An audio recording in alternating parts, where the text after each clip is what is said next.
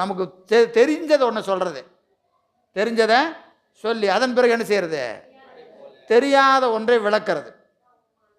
இப்போது நீங்கள் அந்த திருமணம் முடிஞ்சு என்ன பார்ப்பாங்க, அருந்ததி பார்ப்பாங்க இல்லைங்களா? அருந்ததி, அதாவது தூள் அருந்ததி நியாயம்.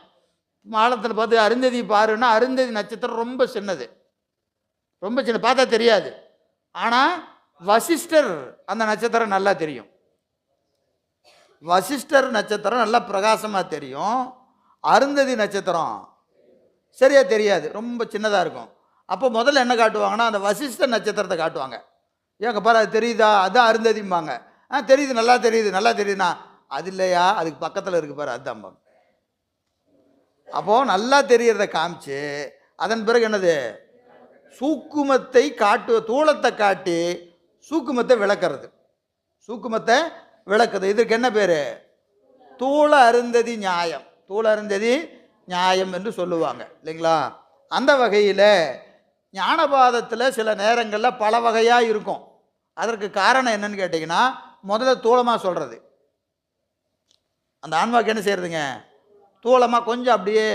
இப்போ சிவஞான போதமே எப்படி நடத்தலாம், ஒரே வகுப்பில் 12 நூறுபா நடத்தலாம், ஒரே வகுப்பில் 12 நூறுபா நடத்தலாம். அப்புறம் ஒரு 4 வகுப்புலையும் நடத்தலாம், ஒரு வகுப்புக்கு ஒரு சூத்திரமும் நடத்தலாம். புரியுதுங்களா? முதல்ல என்ன செஞ்சுருக்கணும், முதல்ல திரண்ட கருத்தாக சொல்லி. இப்போ இந்த பானை யாருக்குன்னு கேட்டிங்கன்னா, ஏற்கனவே பல தடவை சிவஞானம் போதம் கேட்டால் கொஞ்சமாவது என்ன இருக்கணும், சிவஞான போதத்தை பற்றிய கொஞ்சம் அடிப்படை இருந்தால் இப்போ நடத்துகிற பாடம் எப்படி இருக்கும், கொஞ்சம் வாங்கலாம். புதிய மாணவர்களுக்கு எப்படி இருக்கும், கொஞ்சம் கஷ்டமாக தான் இருக்கும். இப்போ நம்ம என்ன செய்ய வேண்டியதாக இருக்குது, 2 பேர்த்தையும் பேலன்ஸ் பண்ண வேண்டியதாக இருக்குது.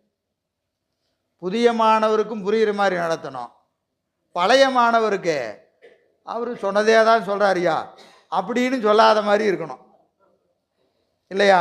அப்போ கொஞ்சம் 2க்கு நடுவில் போக வேண்டியதாக இருக்குது. சரி, தூள அருந்ததி நியாயம் என்பது தூளமாக உள்ள பொருளை காட்டி சூக்குமாக இருக்கிற பொருளை விளக்குதல். அப்போது ஞானபாதத்தில் சில நேரங்களில் ஒரு பொருளை சொல்லுவாங்க, ஆனால் அது இன்னொரு நூல் எப்படி இருக்கும், வேறு மாதிரி இருக்கும். ஆனால் வேறையான்னு கேட்டால் வேற இல்லை, வேற இல்லை. அதுக்கு ஒரு உதாரணம் சொன்னால் உங்களுக்கு தெரியும். இப்போது முத்தியில் ஆணவ மலம் அடங்கும் நீங்கும்.